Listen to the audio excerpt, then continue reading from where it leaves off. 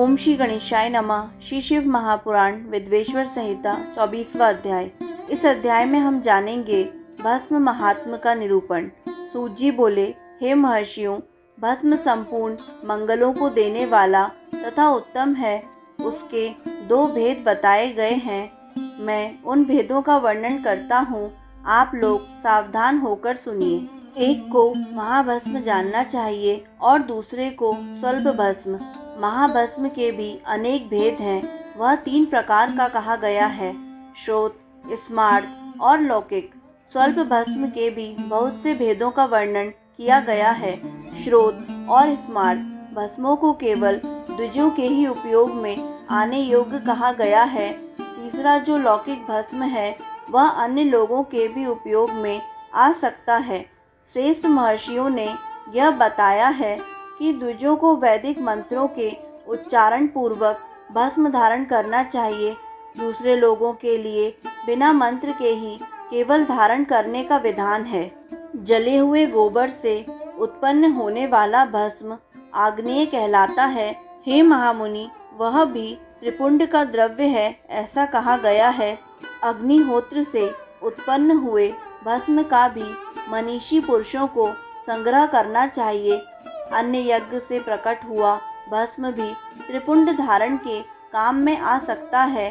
जाबालो उपनिषद में आए हुए अग्नि इत्यादि 7 मंत्रों द्वारा जल मिश्रित भस्म से धूलन अर्थात विभिन्न अंगों में मर्दन या लेपन करना चाहिए। महर्षि जाबाली ने सभी वर्णों और आश्रमों के लिए मंत्र से या बिना मंत्र के भी आदर पूर्वक भस्म से त्रिपुंड लगाने की आवश्यकता बताई है। समस्त अंगों में सजल भस्म को मलना अथवा विभिन्न अंगों में तिरछा त्रिपुंड लगाना, इन कार्यों को मोक्षार्थी पुरुष प्रमाद से भी न छोड़े, ऐसा श्रुति का आदेश है। भगवान शिव और विष्णु ने भी तिर्यक त्रिपुंड धारण किया है। अन्य देवियों सहित भगवती उमा और लक्ष्मी देवी ने भी वाणी द्वारा इसकी प्रशंसा की है। ब्राह्मणों, क्षत्रियों, वैश्यों, शूद्रों, वर्ण संकरों तथा जाति भ्रष्ट पुरुषों ने भी उद्दूलन एवं त्रिपुंड के रूप में भस्म को धारण किया है। जो लोग श्रद्धा पूर्वक शरीर में भस्म का उद्दूलन अर्थात लेप तथा त्रिपुंड धारण करने का आचरण नहीं करते हैं, उनमें वर्णाश्रम समन्वित सदाचार की कमी है। जिनके द्वारा श्रद्धा पूर्वक शरीर में भस्म लेप और त्रिपुंड धारण का आचरण नहीं किया जाता है, उनकी विनिर्मुक्ति करोड़ों जन्मों में भी संसार से संभव नहीं है। जो श्रद्धा पूर्वक शरीर में भस्म लेप और त्रिपुंड धारण का आचरण पालन नहीं करते हैं, उन्हें 100 करोड़ कल्पों में भी शिव का ज्ञान प्राप्त नहीं हो सकता। जो श्रद्धा पूर्वक भस्म लेप तथा त्रिपुंड धारण नहीं करते हैं, वे महापातकों से युक्त हो जाते हैं, ऐसा शास्त्रों का निर्णय है। जो श्रद्धा पूर्वक भस्मोद्दूलन और त्रिपुंड धारण नहीं करते हैं, उन लोगों का संपूर्ण आचरण विपरीत फल प्रदान करने वाला हो जाता है। हे मुनियों, जो महापातकों से युक्त और समस्त प्राणियों से द्वेष करने वाले हैं, वे ही त्रिपुंड धारण तथा भस्मोद्दूलन से अत्यधिक द्वेष करते हैं। जो आत्मज्ञानी मनुष्य शिवाग्नि अर्थात अग्निहोत्र का कार्य करके त्रयायुषम जमदग्नि इस मंत्र से भस्म का मात्र स्पर्श ही कर लेता है, वह समस्त पापों से मुक्त हो जाता है।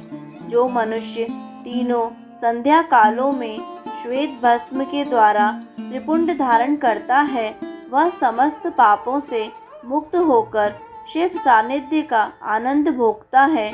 जो व्यक्ति श्वेत भस्म से अपने मस्तक पर त्रिपुंड धारण करता है, वह अनादिभूत लोकों को प्राप्त कर अमर हो जाता है।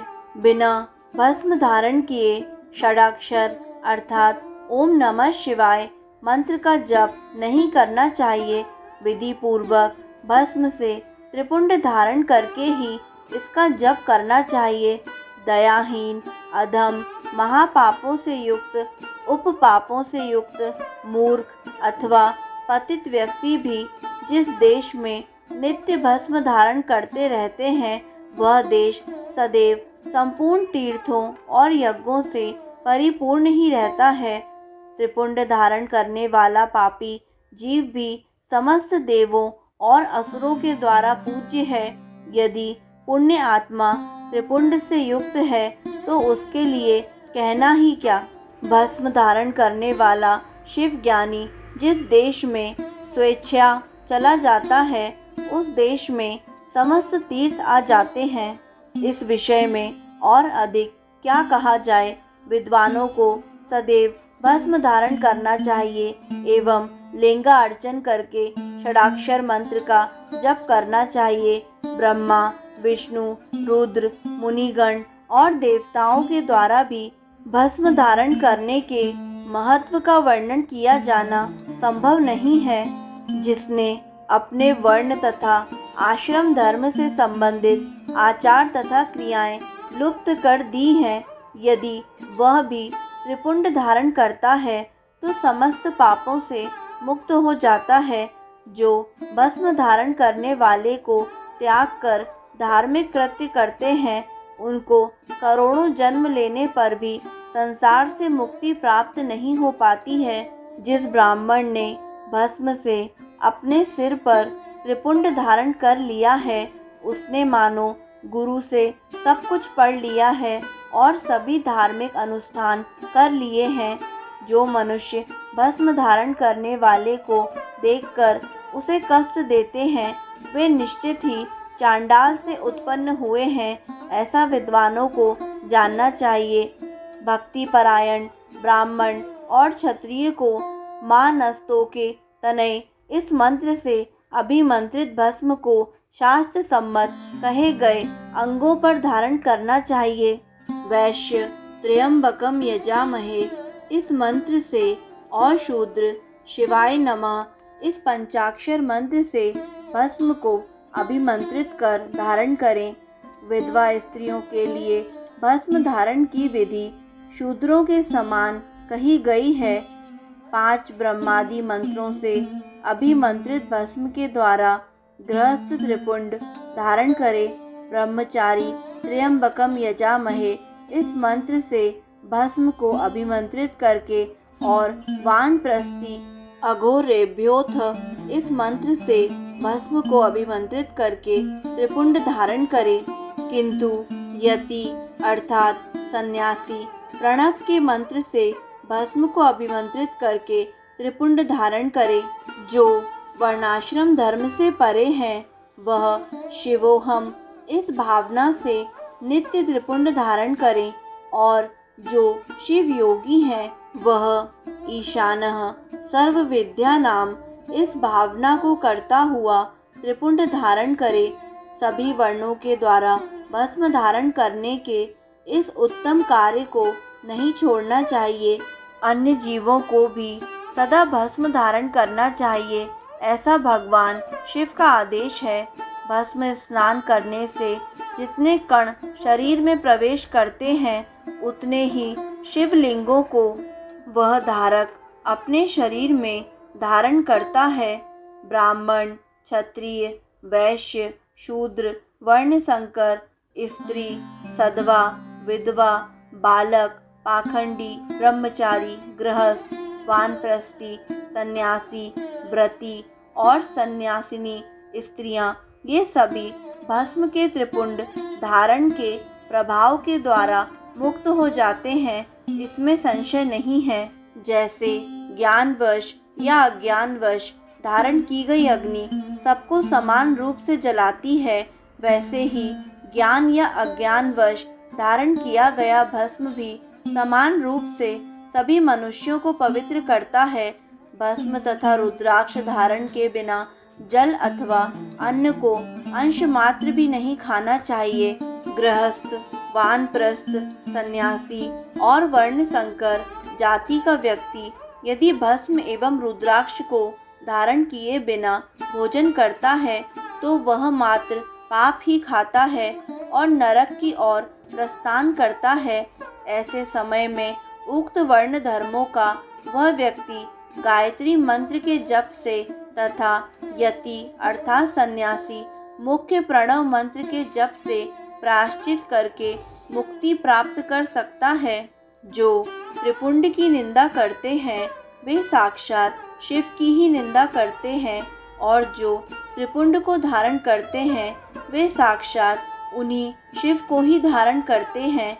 भस्म रहित भाल को धिक्कार है, शिवालय शिव मंदिर रहित ग्राम को धिक्कार है, शिवार्चन से रहित जन्म को धिक्कार है, और शिव ज्ञान रहित विद्या को धिक्कार है। जो लोग तीनों लोकों के आधार स्वरूप महेश्वर भगवान शिव की निंदा करते हैं और त्रिपुंड धारण करने वाले की निंदा करते हैं, उनको तो देखने से ही पाप लगता है। वे वर्ण संकर, सुअर, असुर, खर अर्थात गधा, श्वान अर्थात कुत्ता, क्रोस्टू अर्थात सियार तथा कीड़े मकोड़े के समान ही उत्पन्न होते हैं, और उन नरकगामी व्यक्तियों का यह जन्म मात्र पाप करने के लिए ही होता है। भगवान शिव की तथा त्रिपुंड धारण करने वाले उनके भक्तों की जो निंदा करते हैं, उन्हें रात में देखने पर चंद्रमा के दर्शन से और दिन में देखने पर सूर्य के दर्शन से शुद्धि प्राप्ति होती है। मात्र इतना ही नहीं, स्वप्न में भी उन्हें देखने से पाप लगता है। अतः स्वप्न में जो उन्हें देखे उसको अपनी शुद्धि के लिए श्रुति में कहे गए रुद्र सूक्त का आदर पूर्वक पाठ करना चाहिए, तभी उससे छुटकारा मिल सकता है। उनसे बात करने से नरक होता है, उस नरक से मुक्ति प्राप्त करना असंभव है। जो भस्म, त्रिपुंड आदि धारण करने वाले पुरुष की निंदा करते हैं वे निश्चित ही मूर्ख हैं। हे मुनि, तांत्रिक ऊर्ध्व त्रिपुंड धारण करने वाले तथा तपाए हुए चक्र आदि चिन्हों को धारण करने वाले इस शिव यज्ञ के अधिकारी नहीं हैं, वे इस यज्ञ से बहिष्कृत हैं। बृहज्जवालो उपनिषद में कहे गए वे लोग ही उस यज्ञ में अधिकारी हैं। प्रयत्न पूर्वक उन्हें शिव यज्ञ के कार्य में सम्मिलित करना चाहिए, उन्हें भस्म लगाना चाहिए। विभूति का चंदन से या चंदन में विभूति का मिश्रण कर बनाए गए मिश्रित भस्म से मस्तक पर त्रिपुंड धारण करना चाहिए। कुछ भी हो, मस्तक पर विभूति धारण करना आवश्यक है। यदि बुद्धि नहीं है तो भी यह करना सदा लोगों के लिए आवश्यक ही है। ब्रह्मचारिणी, सदवा तथा विधवा स्त्रियों और ब्राह्मण आदि द्विजों को केश पर्यंत भस्म धारण करना चाहिए। इसी प्रकार ब्रह्मचर्य आदि आश्रम वालों को भी स्वच्छ विभूति धारण करना उचित है, क्योंकि विभूति मोक्ष देने वाली और समस्त पापों का नाश करने वाली है। जो भस्म द्वारा विधि पूर्वक त्रिपुंड धारण करता है वह ब्रह्म हत्यादि महापातक समूहों और उच्छिष्ट अन्नादि भक्षण उपपातकों से मुक्त हो जाता है। ब्रह्मचारी, गृहस्थ, वानप्रस्थी और सन्यासी ये चारों आश्रम ब्राह्मण, क्षत्रिय, वैश्य, शूद्र तथा अन्य वर्ण संकर ये चारों वर्ण और उपवर्ण के लोग, पतित अथवा नीच मनुष्य भी विधि पूर्वक शरीर पर भस्म उद्दूलन और त्रिपुंड धारण करके शुद्ध हो जाते हैं, क्योंकि सम्यक रूप से धारण की गई भस्म से तत्काल ही पाप राशि से मुक्ति प्राप्त हो जाती है। भस्म धारण करने वाला व्यक्ति विशेष रूप से स्त्री हत्या, गो हत्या, वीर हत्या और अश्व हत्या आदि पापों से मुक्त हो जाता है, इसमें संशय नहीं है। दूसरे के द्रव्य का अपहरण, पराई स्त्री का अभिमर्शन, दूसरे की निंदा, पराए खेत का अपहरण, दूसरे को कष्ट देना, फसल और बाग आदि का अपहरण, घर फूंकना अर्थात जलाना आदि कर्म नीचों से गाय, सोना, भैंस, तिल, कंबल, वस्त्र, अन्न, धान्य तथा जल आदि का परिग्रह, दास अर्थात मछुआरा, वैश्या, मतंगी अर्थात चांडाली, शूद्रा, नटी, रजस्वला, कन्या और विधवा स्त्रियों से मैथुन, मांस, चर्म, रस तथा नमक का विक्रय, पैशून्य अर्थात चुगली और अस्पष्ट बात, असत्य गवाही आदि देना, इस प्रकार से अन्य असंख्य विभिन्न प्रकार के पाप त्रिपुंड धारण करने के प्रभाव से तत्काल ही नष्ट हो जाते हैं। भगवान शिव के द्रव्य का अपहरण और जहाँ कहीं शिव की निंदा करने वाला तथा शिव के भक्तों की निंदा करने वाला व्यक्ति प्रायश्चित करने पर भी शुद्ध नहीं होता है। जिसने शरीर पर रुद्राक्ष और मस्तक पर त्रिपुंड धारण किया है, ऐसा मनुष्य यदि चांडाल भी है तो भी वह सभी वर्णों में श्रेष्ठतम और समपूज्य है। जो मस्तक पर त्रिपुंड धारण करता है वह इस संसार में जितने भी तीर्थ हैं और गंगा आदि जितनी नदियां हैं उन सब में स्नान किए हुए के समान पुण्य फल प्राप्त करने वाला होता है। पंचाक्षर मंत्र से लेकर 7 करोड़ महामंत्र और अन्य करोड़ों मंत्र शिव कैवल्य को प्रदान करने वाले होते हैं। हे मुनि, विष्णु आदि देवताओं के लिए प्रतिपादित अन्य जो मंत्र हैं वे सभी सुखों को देने वाले हैं। जो त्रिपुंड धारण करता है उसके वश में वे सब मंत्र स्वतः ही हो जाते हैं। त्रिपुंड धारण करने वाला मनुष्य अपने वंश और गोत्र में उत्पन्न हजारों पूर्वजों का और भविष्य में उत्पन्न होने वाली हजारों संतानों का उद्धार करता है। जो त्रिपुंड धारण करता है उसे इस लोक में रोग रहित दीर्घ आयु प्राप्त होती है और वह संपूर्ण भोगों का उपभोग करके जीवन के अंतिम समय में सुखपूर्वक ही मृत्यु को प्राप्त करता है। वह मृत्यु के पश्चात अणिमा, महिमा आदि 8 ऐश्वर्यों और सद्गुणों से युक्त दिव्य शरीर वाले शिव को प्राप्त करता है और दिव्य लोक के देवों से सेवित दिव्य विमान पर चढ़कर शिवलोक को जाता है। जो वहाँ पर वह सभी विद्याधरों और महापराक्रमी गंधर्वों इत्यादि लोकपालों के लोकों में क्रमशः जाकर बहुत से भोगों का उपभोग करता हुआ प्रजापतियों के पदों तथा ब्रह्मा के पद पर आसीन होकर वहाँ दिव्य लोक की सैकड़ों कन्याओं के साथ आनंदित होता है। वह उस लोक में ब्रह्मा की आयु के बराबर आयु को प्राप्त कर अनेक सुखों का भोग करके विष्णु लोक को जाता है और ब्रह्मा के 100 वर्षों तक सुखों का भोग प्राप्त करता है। तदंतर वह शिवलोक को जाकर इच्छानुकूल अक्षय कामनाओं को प्राप्त कर शिव का सानिध्य प्राप्त कर लेता है, इसमें संदेह नहीं है। सभी उपनिषदों के सार को बार बार सम्यक रूप से देखकर यही निर्णय लिया गया है कि त्रिपुंड धारण करना ही परम श्रेष्ठ है। जो ब्राह्मण विभूति की निंदा करता है वह ब्राह्मण नहीं है अपितु अन्य जाति का है और विभूति निंदा के कारण उसे चतुर्मुख ब्राह्मण की आयु सीमा तक नरक भोगना पड़ता है। श्राद्ध, यज्ञ, जप, होम, बलि, वैश्वदेव और देव पूजन के समय जो पूतात्मा मनुष्य त्रिपुंड धारण करता है वह मृत्यु को भी जीत लेता है। मल त्याग करने पर शुद्धि के लिए जल स्नान किया जाता है। भस्म स्नान करने पर सदा पवित्रता आती है।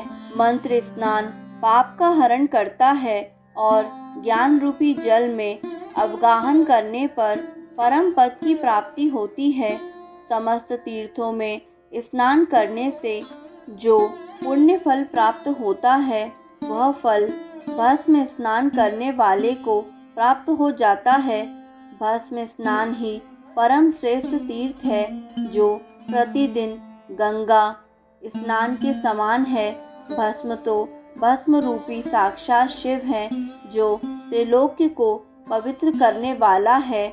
बिना त्रिपुंड धारण किए हुए जो ब्राह्मण स्नान, ध्यान, दान और जप आदि अनुष्ठान कर्म करता है, वह न तो स्नान है, न ध्यान है, न दान है और न जप आदि अन्य अनुष्ठित कर्म ही है। वानप्रस्थ, कन्या और दीक्षा रहित मनुष्यों को मध्याह्न के पूर्व ही जल से युक्त त्रिपुंड धारण करना चाहिए, किंतु मध्याह्न के पश्चात जल रहित भस्म से त्रिपुंड धारण करना उचित है।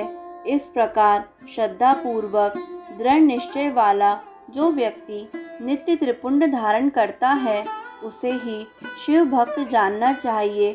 उसी को भुक्ति तथा मुक्ति भी प्राप्त होती है।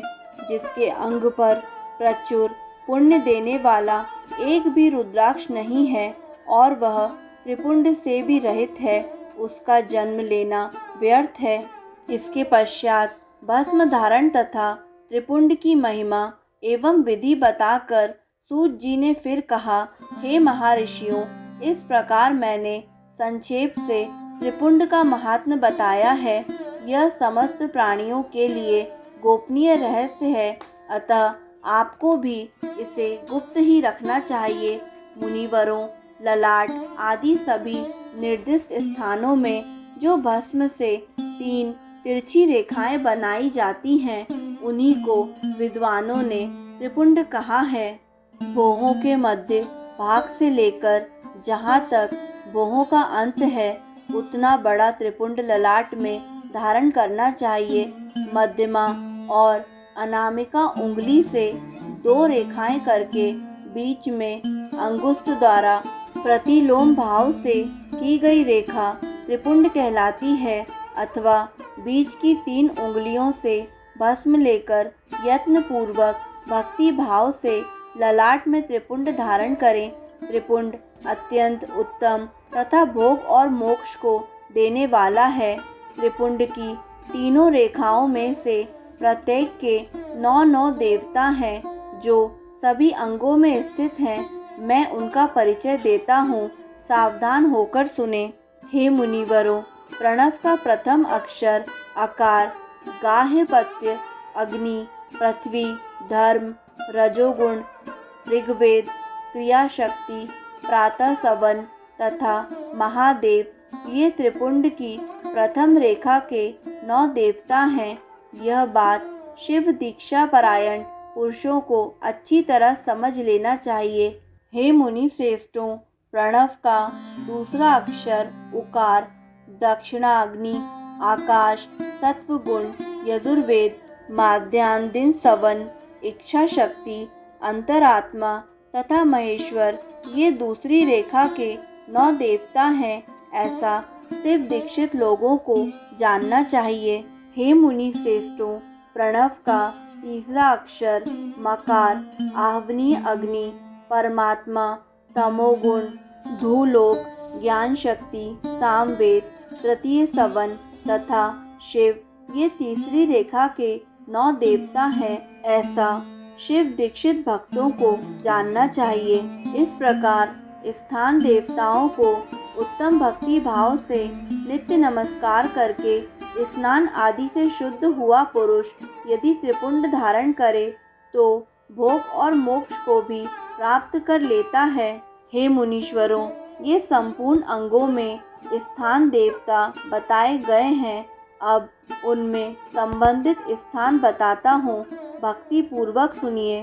32, 16, 8 अथवा 5 स्थानों में मनुष्य त्रिपुंड का न्यास करे। मस्तक, ललाट, दोनों कान, दोनों नेत्र, दोनों नासिका, मुख, कंठ, दोनों हाथ, दोनों कोहनी, दोनों कलाई, हृदय, दोनों पार्श्व भाग, नाभि, दोनों अंडकोश, दोनों उरु, दोनों गुल्फ, दोनों घुटने, दोनों पिंडली और दोनों पैर, ये 32 उत्तम स्थान हैं।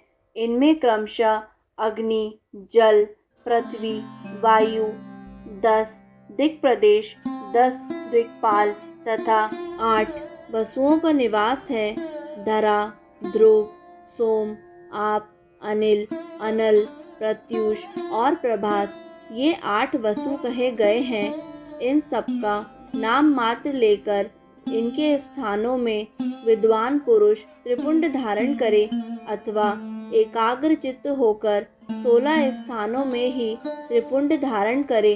मस्तक, ललाट, कंठ, दोनों कंधों, दोनों भुजाओं, दोनों कोहनियों तथा दोनों कलाइयों में, हृदय में, नाभि में, दोनों पसलियों में तथा पृष्ठ भाग में त्रिपुंड लगाकर वहाँ दोनों अश्विनी कुमारों शिव, शक्ति, रुद्र, ईश तथा नारद का और वामा आदि 9 शक्तियों का पूजन करें। ये सब मिलकर 16 देवता हैं। अश्विनी कुमार युगल कहे गए हैं। नासत्य और दस्त्र अथवा मस्तक, केश, दोनों कान, मुख, दोनों भुजा, हृदय, नाभि, दोनों ऊरु, दोनों जानु, दोनों पैर और पृष्ठ भाग, इन 16 स्थानों में 16 त्रिपुंड का न्यास करें।